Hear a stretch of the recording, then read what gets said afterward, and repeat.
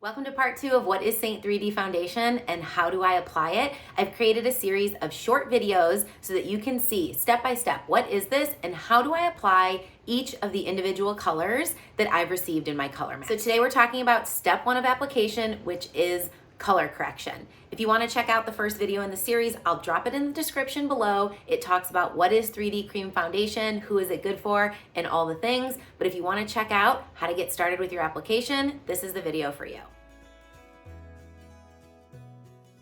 If you have discoloration in the skin, step 1 of your application is going to be color correction. Your color corrector is going to be the darkest tin in your highlights. That's because we're matching the darkest points of our face first. And here's what I've learned after 3 years. If I take care of the darkest points of my face first with a color corrector, not only does my makeup last all day, so if you're having like issues with your makeup breaking up, it could be because either you have the wrong shade or because you haven't matched the deepest, darkest points first. But also by using a color corrector, I can get amazing coverage with the least amount of makeup. So I'm gonna show you how to apply it. I take the small end of a brush and I go into those points where I have darkness on the face.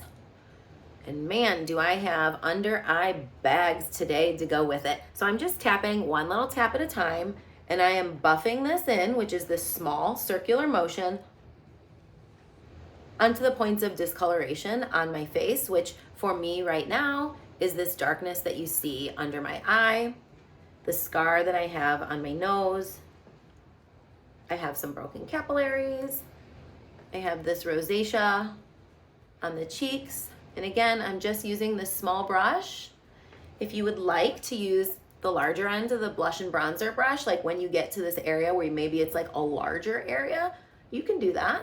Just go ahead and buff it in wherever you have that discoloration. If you're one of my clients, your discoloration is marked on your face map, so you'll know exactly where to apply this.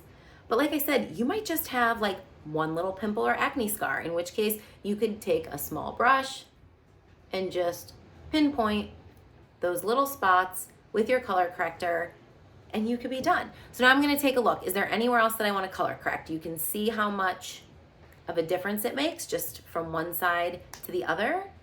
But for me, the only other thing I'm gonna do is add a little bit of color corrector to my eyelid because I have a lot of blue and purple on my eye and I want my eyeshadows to show exactly like I see them in the tin. So if you're like, I put on my eyeshadow and it just doesn't look the same, it could be because the color on your eyelid is kind of changing the color of the shadow. So you can go ahead and neutralize the discoloration on the eyelid as well.